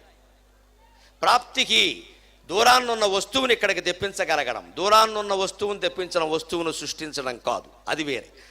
దూరాన్నున్న వస్తువును తెప్పించిన కొంతమంది యోగశక్తులు ఉన్న మహానుభావులు ఎక్కడో ఉన్న గొలుసుల్ని, ఎక్కడో ఉన్న ఉంగరాల్ని, వాళ్ళు ఇదివరకు అక్కడ పెట్టుకున్నవి, అవన్నీ ఏవేం కొత్తగా సృష్టించినవి ఒక మాయలో పడద్దు, అక్కడ ఉంటాయి. వాటిని ఇక్కడికి తెప్పించగలరు, ఆ మాత్రం శక్తి ఉంది. వాళ్ళు దానికి మంత్రశక్తి, యోగశక్తి, సాధన ఉన్నాయి, చేస్తారు. దాన్ని ప్రాప్తి అంటారు. ప్రాకామ్యం అనుకున్న ఏ కోరికైనా తీర్చగలగడం సంకల్ప బలం చేత. అలాగే ఈశత్వం, అందరి మీద కమాండ్, అధికారం చలాయించడం. కొంతమంది దగ్గర ఏ సంపద ఉంటుందో తెలియదు, కానీ వాళ్ళ చుట్టూ ఎప్పుడూ వాళ్ళని అనుసరించేవాళ్ళు కొన్ని వేల మంది ఉంటారు. ఏదో ఉంది వాళ్ళు ఒక శక్తి, అది కొంతకాలమే ఉంటుంది. భ్రమపడకండి. దశ అంటారు జాతకంలో, దశ అంటే 10 ఏళ్ళు. ఆ వైభవం, ఆ గొడవ 10 ఏళ్ళు ఉంటాయి. 10 ఏళ్ల తర్వాత అమ్మవారు పరీక్ష పెడుతుంది. వాడు చిత్తశుద్ధిగా ఉన్నాడా నెగ్గుతాడు, లేకపోతే పతనం అయిపోతాడు, అనుమానం వెళ్ళేది. పెద్ద పెద్ద రంగాల్లో వీరంగా వాడేసిన వాళ్ళు ఈవేళ పాతాళానికి వెళ్ళిపోయిన వాళ్ళు చాలామంది ఉన్నారు. పేర్లు చెబితే బాగుండదు. కారణం ఏమిటంటే అమ్మవారు పెట్టిన పరీక్షకి తట్టుకోలేదు, అమ్మవారిని శరణు వేడలేదు, అహంకారంతో ప్రవర్తించారు కాబట్టి తొక్కేస్తుంది, అనుమానం వెళ్ళ. యోగశక్తులను నమ్ముకోకూడదమ్మా. యోగశక్తులన్నింటికీ మూలమైనటువంటి భగవంతుణ్ణే మనం నమ్ముకోవాలి. ఆ భగవంతుని నమ శివాయ అని కానీ, నమో నారాయణాయ అని కానీ, శ్రీమాత్రే నమః అని కానీ మనస్సులో నిరంతరం స్మరించేవాడికి ఈ యోగశక్తులన్నీ అప్రయత్నంగా వస్తాయి. వాడు ఏమీ సాధన చేయవలసిన అవసరం లేదు. కానీ హనుమంతుడు నిరంతరం జపము చేశాడు, సాధన చేశాడు, ఆయనకు అన్నీ వచ్చాయి. పైగా ఆ శక్తులు ఎలా వస్తాయో తెలుసా, ఇందాక చెప్పా విద్యార్థుల కోసం ఒక విశేషం చెబుతానని. హనుమంతుడు బ్రహ్మచారి, ఘోటక బ్రహ్మచారి. ఘోటక బ్రహ్మచారి ఎందుకంటారో తెలుసా? ఆ మాట తెలుగు భాష చాలా గొప్పది. ఘోటకం అంటే గుర్రం. గుర్రం బ్రహ్మచారి ఏమిటి? ఘోటక బ్రహ్మచారి అంటారు. ఆయన ఘోటక బ్రహ్మచారి అంటారు. అంటే గుర్రానికి కామవాంఛ ఎక్కువ. విషయం చెప్పాలి కాబట్టి చెబుతున్నాను, నన్ను మన్నించండి. ఆడగుర్రం మగ గుర్రం రెండింటికి కామవాంఛ విపరీతం. కాబట్టే యుద్ధాల్లో గుర్రాలను వాడాలి, తప్పదు. గాడిదలను వాడతారా మరి గుర్రాలను వాడకపోతే? అందుకే గుర్రం కళ్ళకి గంతలు కట్టేస్తారు. దానికి అర్జునుడు గుర్రం ఉందనుకోండి, ఉదాహరణకి 4 గుర్రాల్లో ఒక గుర్రం, దానికి గంతలు కట్టలేదనుకోండి, అది దుర్యోధనుడు వాహనానికి ఉన్న గుర్రాన్ని చూసిందనుకోండి, దీన్ని తెంచుకుని అక్కడికి వెళ్ళిపోతుంది. ఎందుకంటే దానికి అర్జునుడు గెలవడం, దుర్యోధనుడు ఓడిపోవడం దానికి అనవసరం. దానికి కావలసింది ఆడగుర్రం, దాని గొడవ దాంది. గుర్రానికి ఇంత విపరీతంగా ఉంటుంది, అందుకని కళ్ళకు గంతలు కట్టేస్తారు ఖచ్చితంగా. అందుకే పైగా అంతేకాదు, దాని ఈ కామ సంబంధమైన అవయవాలు కూడా ఎటువంటి ఉద్దీపం పొందకుండా బెల్ట్ బిగిస్తారని ఖచ్చితంగా. గుర్రం నడువుకి బెల్ట్ కడతారు ఖచ్చితంగా.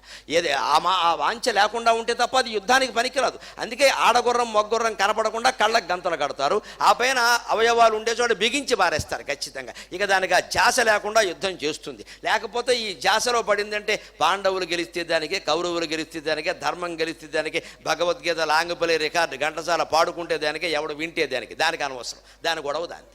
దీన్ని కోటక బ్రహ్మచర్యం, అవయవాలు కూడా బిగించుకుని బలవంతంగా పాటించే బ్రహ్మచర్యాన్ని కోటక బ్రహ్మచర్యం అంటారు. హనుమంతుడు తన శరీరం మనస్సు పట్ల అంత నిగ్రహంతో ఉన్నాడు, మరి ఇంత కోటకంలా ఉండాల్సిన అవసరం ఆయనకి లేదు. కానీ ఆ బ్రహ్మచర్యాన్ని పాటిస్తే విద్యార్థులకు చెబుతున్నా, నచ్చచ్చు నచ్చకపోవచ్చు, సత్యం చెప్పడం నా బాధ్యత కాబట్టి చెబుతున్నా, విద్యాలయంలో ఉన్నంత కాలం మన చదువు పూర్తయ్యే వరకు, వివాహం చేసుకునే వరకు ఆడవాళ్ల గురించి మగవాళ్ళు, మగవాళ్ళ గురించి ఆడవాళ్ళు SMS పంపుకోవడం, ఐ లవ్ యూ అనడం అవన్నీ పనికిరావు.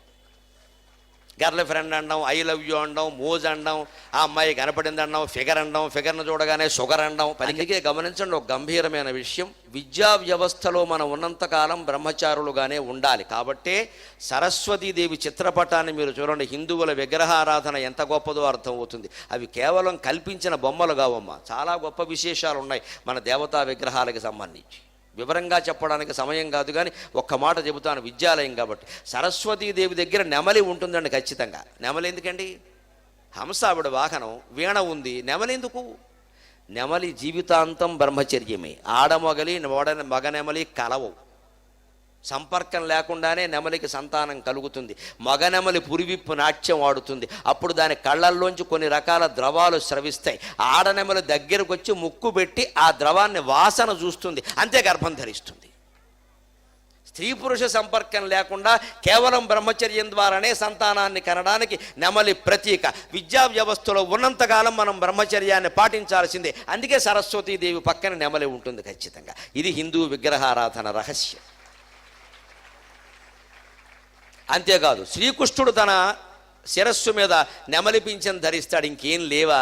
వాళ్ళ అమ్మ ఇంకేం కొనలేదా? బంగారపు ఆభరణాలు పెట్టుకోకుండా ఈ నెమలికి ఏమిటండి? ఆయన కూడా ఆ జన్మ బ్రహ్మచారి. చాలామందికి తెలియదు, భాగవతం చదివితే తెలుస్తుంది. మరి ఎప్పుడైనా భాగవతం మీద మాట్లాడుకున్నప్పుడు ఆ విషయాలన్నీ చెబుతా. 8 మంది భార్యలున్నా, 16,000 మందితో కాపరాలు చేసిన నెమలి జీవితం ఎంత బ్రహ్మచర్యమో శ్రీకృష్ణుడు అంతే. ఆయన్ని అస్ఖలిత బ్రహ్మచారి అంటారు. అందుకే శ్రీకృష్ణుడు భార్యలు ఎవరికి సంతానం కలగలేదు. ముందు సంతానం కలగడం కోసం భారతం చివరిలో ఆయన తపస్సు చేశాడు శివుడు గురించి. శివ వరప్రసాదం చేత ఒక రకమైన తేజో రూపంలో సంతానాన్ని కన్నాడు తప్పితే భౌతికమైన సంపర్కం ద్వారా కలిగిన సంతానం కాదది. అందుకని శ్రీకృష్ణుడు అస్ఖలిత బ్రహ్మచారి అంటారు ఖచ్చితంగా. ఆ అస్ఖలిత బ్రహ్మచర్యానికి గుర్తుగా శ్రీకృష్ణుడు నెమలి పింఛం ధరిస్తాడు. విద్యా వ్యవస్థలో ఉన్నంతకాలం స్త్రీ పురుషుల యొక్క కలయిక ఉండడానికి వీల్లేదు. ఎంత దూరంగా ఉంటే అంత మంచిది. మనం ఇక్కడ చదువుకుందుకు వచ్చాం. సహ విద్య అంటే ఓ చోట ఉండి చదువుకోవడం తప్పితే ఓహో పీకం పాకం అయిపోవడం కాదు ఇక్కడ. అందుకని ఈ సెల్ ఫోన్లు పెట్టుకుని మెసేజ్లు పంపుకుని రేపు ప్రేమికుల దినోత్సవం నాడు గ్రీటింగ్స్లు చెప్పుకుని పార్కుల్లో కూర్చుంటే విద్య నాశనం అయిపోయినట్టే లెక్క. అందుకని సరస్వతీదేవి దగ్గర నెమలి ఉంటుంది. మన విగ్రహారాధన వ్యవస్థ అంత గొప్పది. హనుమంతుడు అస్ఖలిత బ్రహ్మచారి, ఆ జన్మ బ్రహ్మచారి. ఆ బ్రహ్మచర్యం కారణంగా యోగశక్తులన్నీ వస్తాయి. సామాన్యమైన విషయం కాదది. పాటించగలిగిన వాళ్ళకి అందరికీ నమస్కారం. పెళ్ళైన వాళ్ళు కూడా బ్రహ్మచారులుగా ఉండొచ్చు. ఇది ఆశ్చర్యం. పెళ్ళైన వాళ్ళు కూడా ఖచ్చితంగా బ్రహ్మచారులుగా ఉండొచ్చు. ఎలాగో తెలుసా? నా భార్య తప్ప మరొక స్త్రీ తెలియదు అన్న భర్త, నా భర్త తప్ప మరో పురుషుడు నాకు తెలియదు అన్న భార్య, ఇద్దరు ఆజన్మాంతం బ్రహ్మచారులే. వారికి నమస్కారం.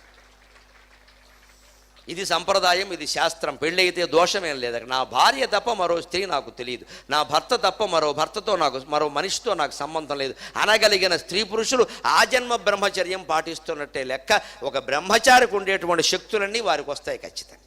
ఇది మన శాస్త్రం, ఇది మన సంప్రదాయం. ఈ సంప్రదాయాలు మనం పాటించాలి. కానీ హనుమంతుడిని పూజిస్తూ కూర్చుంటాం, ఆయనకి తమలపాకులతో పూజ చేస్తారు. నాకు ఎప్పటికీ అర్థం కాదు. తమలపాకులు పెళ్ళి అయిన వాళ్ళు వేసుకుంటారు, బ్రహ్మచారులు వేసుకోరు. తమలపాకులతో ఆయనకి పూజ. అది మళ్ళీ ఇంకా ముదిరిపోయింది. వచ్చిన 1,00,000 తమలపాకులు అనేవాడు ఒకడు, 1,000,000 తమలపాకులు అనేవాడు ఒకడు. బాగా ఓవర్ యాక్షన్ అంటే ఇదే. హనుమంతుడికి తమలపాకులు పెట్టడమే పొరపాటు అసలు. ఆ పైన 1,00,000, 1,00,000 అంటే ఊళ్ళో దుకాణంలో అన్నీ పట్టుకొచ్చి అక్కడ పారేయడం. మర్నాడు చూడండి మీరు ఎంత అపచారమో. ఈ తమలపాకులు మొత్తం పక్కన చెత్త కుండీలో ఉంటున్నాయండి. హనుమంతుడిని మనం పూజించినట్ట, అగౌరవించినట్ట. అదేదో చేసేయి, మన కోరిక తీరిపోతుంది. అసలు ఎందుకు ఆయన తమలపాకులు, ఎందుకు హనుమంతుడు, ఆయన బ్రహ్మచర్యం ఏమిటి, మనం ఎందుకు చేయలేకపోతున్నాం, దాన్ని ఇది ఆలోచన చేసుకోవాలి. అందుకోసం సుందరకాండ. ఇగో ఈ శక్తులు ఉండబట్టి ఇప్పుడు ఏం జరిగిందో గమనించండి. అది రాగానే ఈయన 10 అడుగులు తెరిచాడు, అది 20 అడుగులు తెరిచాడు, అది 100 అడుగులు తెరిచింది నోరు. ఈయన 200 అడుగులు పెంచాడు శరీరం, అది 300 అడుగులు నోరు పెంచింది. ఈయన 600 అడుగులు శరీరం పెంచాడు. అప్పుడు అనిపించింది స్వామికి, ఏమిటిది, అది 10, నేను 20, అది 100, నేను 200, అది 300, నేను 600. ఏమైనా గిన్నిస్ బుక్ పోటీయా? What is this nonsense? ఏమిటిది, యోగశక్తులు ఉన్నది ఇందుక పని లేక అని చెప్పి ఒక్క ఉపాయం, బుద్ధి అంటే అదే. ఇది ఏం చెప్పింది, నా నోట్లో ప్రవేశించకుండా ఎవడూ బయటికి వెళ్ళలేడు. ఇది రజోగుణం అంటే ఇది రాజకీయం, పోటీ అనమాట. ఈ పోటీని ఎలా గెలవాలి మనం అని సూక్ష్మమైన బుద్ధితో ఆలోచించి 600 అడుగులు ఉన్నవాడు ఉన్నట్టుండి 6 అడుగులు అయిపోయాడు సూక్ష్మంగా. వెంటనే దాని శరీరంలో ప్రవేశించాడు. 600 అడుగులు శరీరం పెంచింది అంటే అర్థం ఏమిటండి, చెవి రంధ్రాలు, ముక్కు రంధ్రాలు, నోరు రంధ్రాలు, అన్ని రంధ్రాలు ఆ లెవెల్లో పెరుగుతాయిగా. ఏదో ఒక రంధ్రంలోంచి బయటకు వచ్చేసాడు. అది సూక్ష్మ బుద్ధి హనుమంతుడు ఉపాయం అంటే. దాన్ని జయించలేదు, దాంతో దెబ్బలాడలేదు, అనవసరంగా సమయం వృధా చేసుకోలేదు, దాంతో ఊరికే పద్యాలు పాడుకుంటూ కూర్చోలేదు. రామాంజన యుద్ధం గయోపాఖ్యానంలాగా. అది కోరిన కోరిక ఏమిటి, నన్ను చంపేస్తాను అనలేదు, తినేస్తాను అనలేదు, నా నోట్లో ప్రవేశించకుండా ఎవరూ బయటికి వెళ్ళలేడు అంది. అంతేనా? అయితే ప్రవేశిద్దాం పోని, దాని ఈగో సాటిస్ఫై అవుతుంది. ఓ భాషలో చెప్పాలంటే దానికి ఏదో అహంకారం ఉంది, కానీ ఆ ఒక్క పని చేసేద్దాం. మనకి సీతాదేవిని చూడడం ముఖ్యం, కానీ ఇక్కడ ఈ పోటీలన్నీ ముఖ్యం కాదు కదా. రజోగుణాన్ని ఎదిరించే విధానం ఎప్పుడు ఇది. పోటీకి ఒక స్థాయి వరకు సిద్ధపడాలి, కానీ ఒక స్థాయి దాటి వాడు వెళ్ళిపోతుంటే మనం బాగుంది, నువ్వే తీసుకోరా, నాకు అక్కలే, నువ్వు తీసుకో, ఏం సుఖపడతావో సుఖపడు అని వదిలేస్తే మనం సుఖంగా ఉంటాం. అనవసరంగా వేలం పాట కోట్లల్లో పాడేసినందుకు వాడు క్షవరం అయిపోతాడు అనుమానండి. అందుకని వాడు పాడాడని మనం పాడాడని వాడు మొత్తం ధరలు పెంచేస్తే వస్తువులు అన్నీ ఏమైపోతాయండి. ఇది రజోగుణం. అందుకే హనుమంతుడు దానికి సమాధానం చెప్పాడు. బయటకు వచ్చాక, అయ్య బాబోయ్ నీ తెలివేమిటయ్యా, ఉన్నట్టుండి దాటేశావంది. ప్రవిష్టోస్మిహితే వక్త్రం దాక్షాయణి నమోస్తుతే, ప్రవిష్టోస్మిహితే వక్త్రం దాక్షాయణి నమోస్తుతే, గమిష్యే యత్ర వైదేహి సత్యం జాసీద్వరం తవ, గమిష్యే యత్ర వైదేహి సత్యం జాసీద్వరం తవ. అమ్మా దాక్షాయణీ దేవి అన్నాడు. ఆశ్చర్యపోయింది ఆ రాక్షసి. ఇదేమిటి, ఇప్పుడు నన్ను దాక్షాయణీ దేవి అంటాడు. దాక్షాయణీ దేవి అంటే సాక్షాత్తు సతీదేవి, దక్షుని కుమార్తె. నన్ను దాక్షాయణి అంటాడు. అది యోగశాస్త్రం రహస్యం, అది బ్రహ్మచర్యం ప్రభావం. ఆవిడ ఎవరో కనిపెట్టేశాడు ఆయన దివ్య దృష్టి అంటే అర్థం అది. దక్ష ప్రజాపతి యొక్క 54 మంది కుమార్తెల్లో నువ్వు ఒక్కత్తేవమ్మా, నాకు తెలుసు, నీకు నమస్కారం అన్నాడు. అమ్మో, నా పుట్టుకంతా కనిపెట్టేశాడు, వీడితో పెట్టుకుంటే ప్రమాదం అనుకుంది. ఆధార్ కార్డు చూపించకుండా మొత్తం వివరాలు చెప్పేశాడు. హనుమంతుడు తెలివంటేది బ్రహ్మచర్యం కారణంగా, యోగశక్తి కారణంగా వస్తుంది. నువ్వు దాక్షాయణి దేవివి, నువ్వు సాక్షాత్ గౌరీ దేవివి, నీకు నమస్కారం చేస్తున్నాను, నన్ను వదిలేయి. నా లక్ష్యం ఏమిటి, వైదేహి దేవి, విదేహ రాజకుమార్తె అయిన సీతాదేవి అక్కడ ఉంది, ఆవిడను చూడడం కోసం నేను వెడుతున్నానమ్మా, నీతో పోటీ నాకు అనవసరం, నమోస్తుతే, నీకు నమస్కారం చేస్తున్నా. పైగా నువ్వు అన్నట్టుగా ప్రవిష్టోస్మిహితే వక్త్రం, నీ నోట్లో ప్రవేశించానుగా, హాయిగా ఉందిగా, ఇంకేమిటంటే బిడ్డ సుఖంగా ఉండవయ్యా, ఆనందంగా ఉండవయ్యా అని తప్పుకుందండి. ఇది రజోగుణాన్ని ఎదిరించే విధానం. అనవసరంగా పోటీలు పడద్దు. ఇంకా తమోగుణ ఆటంకం చెప్పుకుని 5 నిమిషాల్లో మనం సెలవు తీసుకుందాం. ఇంకొంచెం ముందుకు వెళ్ళాడు. సరిగ్గా సింహిక అని ఒక జలజీవి, ఒక ప్రాణి. దానికో శక్తి ఉంది, దానికో శక్తి ఉంది. ఆశ్చర్యం, ఇప్పటికి ఉందా శక్తి, ఇప్పటికి ఉందా శక్తి. రామాయణంలో ఎంత శాస్త్ర విజ్ఞానం ఉందో చూడండి. దానికో శక్తి ఉంది, సముద్రంలో వ్యాపించి ఉంటుంది. అది పైన ఎగురుతున్నవి కానీ, సముద్రంలో వెళుతున్నవి కానీ, ఓడలు, విమానాలు, పక్షులు ఏవైనా సరే ఆ నీడ కనుక సముద్రం మీద పడితే దాన్ని పట్టుకుని లాగుతుంది. అది దాన్ని ఛాయాగ్రాహిణి అంటారు. సరిగ్గా రాహుకేతువుల్ని ఛాయాగ్రహాలు అంటారు. రాహు ఎవరి కుమారుడండి?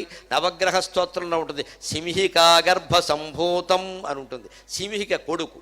ఇక్కడ హనుమంతుడిని పట్టుకున్నది సరిగ్గా సింహిక, అది ఛాయాగ్రాహిణి. ఛాయను పట్టుకుని, నీడను పట్టుకుని గ్రహిస్తుంది. ఇప్పటికీ అటువంటి ప్రాణులు ఉన్నాయి. అటువంటి సింహిక హనుమంతుడు నీడ సముద్రం మీద పడగానే పట్టుకుంది, లాగుతోంది. హనుమంతుడు కిందికి వెళ్ళిపోతున్నాడు.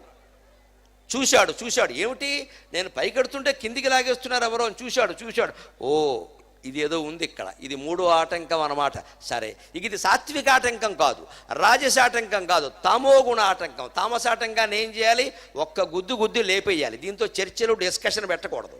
ఉగ్రవాదులతో చర్చలు, వాళ్ళకేమో బిర్యానీ పెట్టడం, దయచేసి మీ ఆయుధాలు వదిలేయండి, ఈ చర్చలు పనికిరావు. ఇంకా వాడు ఉన్న చోట బాంబు వర్షం కురిపించడం ఒకటే పద్ధతి. కొంతమంది ప్రజలు పోతే పోయారు, చేయాల్సిన పని అది. అంతేకాకుండా ఉగ్రవాదులను ఉపేక్ష చేసామంటే తెల్లారితే రిపబ్లిక్ డే మన గుండెలు అదురుతున్నాయమ్మా, ఎవరికేమవుతుందో. ఇవాళ పత్రికలను మీరు చూస్తుంటారు, ఇస్లామిక్ స్టేట్ IS ఉగ్రవాదులు 12 ఏళ్ల వయస్సున్న 25 మంది పిల్లల్ని సిద్ధం చేసి మీరు నరేంద్ర మోడీకి పుష్పగుచ్చం ఇవ్వండి ఆత్మాహుతి దళం కింద తయారు చేశారండి. ఎంత దుర్మార్గంగా నడుస్తుందో చూడండి. 12 ఏళ్ల వయస్సున్న పిల్లలు 25 మందిని, అందరూ చచ్చిపోవలసిందే ఒక్క నరేంద్ర మోడీని చంపడానికి. ఎంత శత్రుత్వం! ఏమిటి దేశానికి ఆయన చేసిన అపకారం నాకు అర్థం కాదు. నాకు రాజకీయాలతో సంబంధం లేదు, కానీ దేశానికి చేసిన అపకారం ఏమిటి? ఎందుకు అంత పగ ఆ మనిషి మీద? ఎక్కడో ఒక గోమాంసం తిన్నవాడిని ఎవరో ఏదో చేస్తే మొత్తం అసహనమని మొదలుపెట్టేశారే. ఎక్కడో ఎవరినో ఒక రచయితను ఎవరో చంపితే వేరే పార్టీ పరిపాలించే దేశంలో ఆయన మీద తిరగబడుతున్నారే. ఎక్కడో ఒక విద్యార్థి ఆత్మహత్య చేసుకుంటే అది కూడా నరేంద్ర మోడీ చేసినట్టు మాట్లాడుతున్నారే. వ్యక్తి మీద కక్షతో నడుస్తోందమ్మా దేశం. ఈ క్లిష్ట సమయంలో రిపబ్లిక్ డే సందర్భంగా చెబుతున్న నీతిపరుడైన బ్రహ్మచారి అయిన ప్రధానమంత్రికి మద్దతుగా నిలబడండి దయచేసి. ఆ వ్యక్తికి కూడా ఏమన్నా జరిగింది అంటే గుండెల్లో బాధతో చెబుతున్నా, ఇక దేశాన్ని రక్షించేవాడు లేడమ్మా. ఆయన మరో హనుమంతుడు, మరో భీష్ముడు. నాకు పార్టీలతో నిమిత్తం లేదు, నాకు ఆయన అంటే అభిమానం. ఆయన ఖచ్చితమైన నిర్ణయాలు ఉన్నాయి. వీళ్ళకి లొంగే మనిషి కాదు ఆయన. ఆయన పార్టీ మారినా నేను ఆయన అభిమానిస్తే, ఎందుకంటే నా వ్యక్తిత్వం ముఖ్యం, మనం అక్కడ పార్టీలు ముఖ్యం కాదు. అటువంటి వాడు కూడా కాపాడలేకపోతే ఇంకేం చేయలేమని మనం వదిలేసినట్టే లెక్క. ఈ విమర్శిస్తున్న పెద్ద మనుషులు 20 ఏళ్ళుగా 60 ఏళ్ళుగా 70 ఏళ్ళుగా ఏం చేశారో మనకి తెలుసు దేశాన్ని. ఆ శక్తి బ్రహ్మచర్యం వల్ల వస్తుంది. నరేంద్ర మోడీకి కూడా ఆ శక్తి ఉంది. హనుమంతుడికి అతను ఆరాధకుడు. అందుకే ఎక్కడికి వెళ్ళి ఏ దేశానికి వెళ్ళినా ఆ దేశం వాళ్ళకి భగవద్గీత బహుమతి ఇస్తున్నాడమ్మా, దేశం పరువు నిలబడే విధంగా. ఎన్ని దేశాలు వెళ్ళినా ఎక్కడికి వెళ్ళినా భగవద్గీత బహుమతి. అమెరికా వెళ్ళి 9 రోజులు ఉంటే అనుకోకుండా ఆ 9 రోజులు దసరా నవరాత్రులు అయితే మీరేమన్నా అనుకోండి, మీరు ఎంత ప్రధానమంత్రి అయినా అవ్వండి, అధ్యక్షుడు అవ్వండి, నేను ఈ 9 రోజులు అన్నం తినను, కేవలం నీళ్లు తాగుతాను, నిమ్మరసం తాగుతాను, నాకు అదే ఇవ్వండి అని ఇతర మర్యాదలన్నీ పక్కన పెట్టి తన దుర్గాదేవి భక్తుని చాటుకున్న ఏకైక లౌకికవాది, ఏకైక భారతీయుడు నరేంద్ర మోదీ. హిందువై పుట్టడం పాపమైపోయిందండి ఈ దేశంలో. మిగిలిన మతాల వాళ్ళందరూ లౌకికవాదులై, హిందువులు ఒక్కళ్లే మతతత్వం మూర్తీభవించిన వాళ్ళు. హిందువులకి ఈ దేశంలో కూడా గౌరవం దక్కకపోతే విదేశాల్లో ఎక్కడి నుంచి దక్కుతుందండి?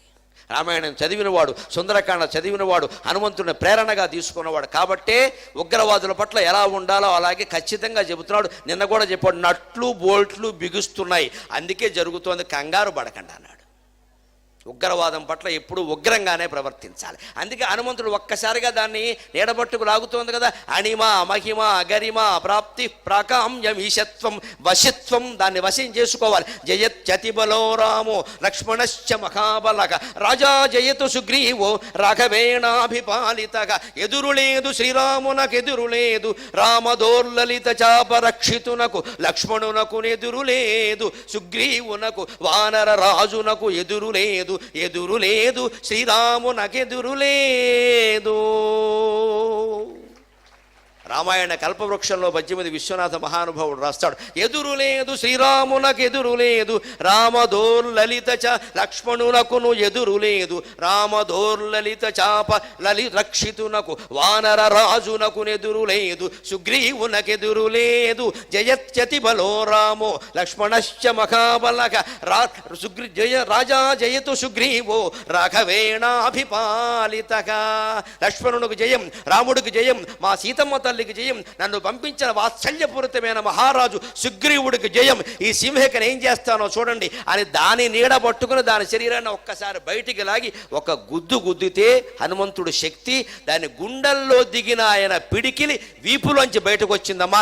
అది హనుమంతుడు అంటే ఖచ్చితంగా. మనోజవం మారుతతుల్యవేగం జితేంద్రియం బుద్ధిమతాం వరిష్టం వాతాత్మజం వానరయూధముఖ్యం శ్రీరామదూతం శిరసా నమామి. గోష్పదీకృత వారాశిం మశకీకృత రాక్షసం రామాయణ మహామాలారత్నం వందే అనిలాత్మజం. ఒక గుద్దు బారేశాడు. చివరిగా ఒక్క మాట చెబుతున్నా, సత్వగుణాన్ని మర్యాదగానే ఎదుర్కోవాలి సాత్విక ఆటంకాన్ని. రజస్ సంబంధమైన ఆటంకం, రజోగుణ ఆటంకం ఉందే సురసలాగా, దాంతో కాస్త పోటీ పడాలి, చివరికి రాజీ పడాలి. మనకు పోటీలు అనవసరం, మన కార్యసాధన ముఖ్యం. చివర తమోగుణాన్ని ఖచ్చితంగా హింసకి హింసే, గుద్దుకి గుద్దే, బాంబుకి బాంబే, గుండుకి గుండే సమాధానం. అంతే తప్ప అహింస పరమోధర్మ అండం, నువ్వు కాల్చుకోవడం శుభ్రంగా చీల్చేస్తారమ్మా ఈ రోజుల్లో. అలా చెప్పకూడదు. అపకారికి ఉపకారం చేయాల్సిన అవసరం లేదండి. ఉపకారికి ఉపకారం చేయండి చాలు. అపకారికి ఏం చేయాలి అంటే, వాడు మళ్ళీ జీవితంలో ఎవడికి చేయనంత అపకారం మనం చేయాలి, మళ్ళీ వాళ్ళు లేవకుండా. అది రామాయణ సందేశం. అందుకని అందరికీ ఉపకారాలు చేసుకుపోవడం గొప్ప విషయం కాదు. అపకారే మనకైనా సరే, దేశానికైనా సరే. మనకి వ్యక్తిగతంగా అపకారం చేసినా సహిస్తాం. సమాజానికి, దేశానికి, కులాల మధ్యలో, మతాల మధ్యలో, ప్రాంతాల మధ్యలో చిచ్చు పెడుతూ అపకారం చేస్తున్న రాజకీయ నాయకుల్ని క్షమించడానికి వీల్లేదండి. ఖచ్చితంగా వాళ్ళు మనకి శత్రువుల కిందే లెక్క.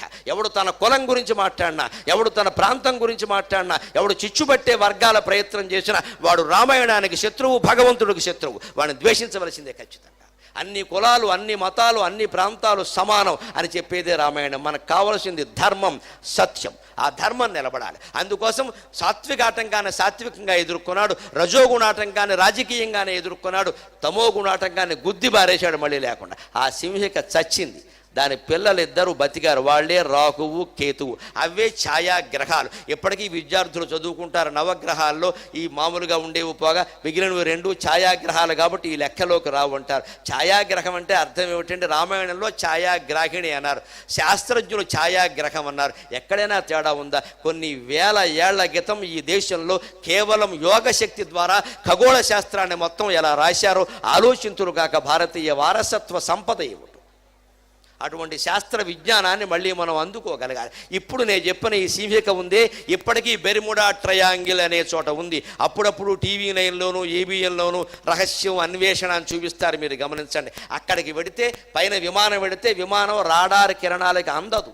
అదే ఛాయాగ్రాహిణి. సరిగ్గా అక్కడే మాయమవుతోంది. ఎప్పటికీ ఆ రహస్యం తేలట్లా.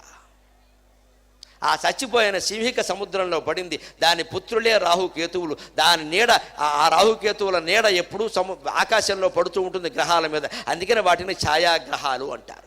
ఎంత సైన్స్ను పట్టుకొచ్చి రామాయణంలో పెట్టారండి, ఎంత శాస్త్రీయ విజ్ఞానాన్ని. మనం కేవలం దీన్ని పురాణం అనుకుంటే ఎలాగా? రాముడు చుట్టూ, హనుమంతుడి చుట్టూ తిరుగుతూ ఆకు పూజలు చేసుకుని, తోక పూజలు చేసుకుని మన ప్రయోజనాలు సాధించుకుంటూ కూర్చుంటే ఎలాగా? ఇది అపూర్వమైన శాస్త్రీయ విజ్ఞానం. ఈ విజ్ఞానంలో ఉండే అపూర్వ ఆధ్యాత్మిక రహస్యాలని రేపు 3వ రోజుని సందర్భంలో మరింత వివరాలతో సహా మనం చెప్పుకుందాం. అంతవరకు సెలవు. అల్లాడించితి నిన్ను గర్భమునా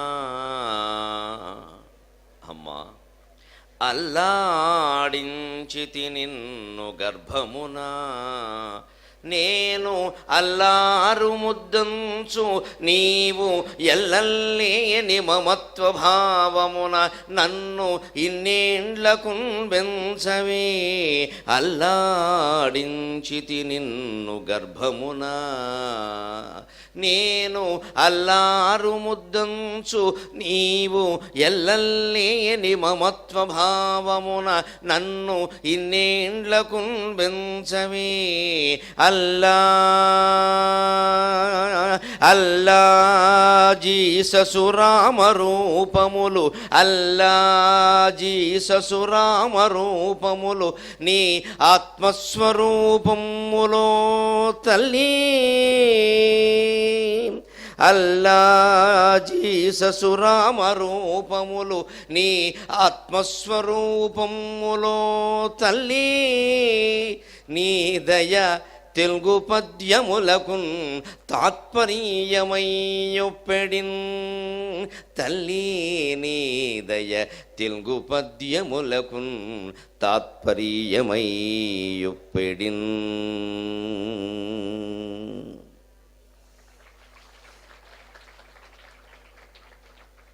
మతాలు అనేకం ఉన్నాయి, కులాలు అనేకం ఉన్నాయి, ప్రాంతాలు అనేకం ఉన్నాయి, భాషలు అనేకం ఉన్నాయి. అనేకంగా ఇన్ని కనిపిస్తూ ఉన్నా పాత చరిత్రలన్నీ పక్కన పెట్టేసిన స్వాతంత్ర్యం వచ్చింది మొదలు ఏ పార్టీ పరిపాలన చేసినా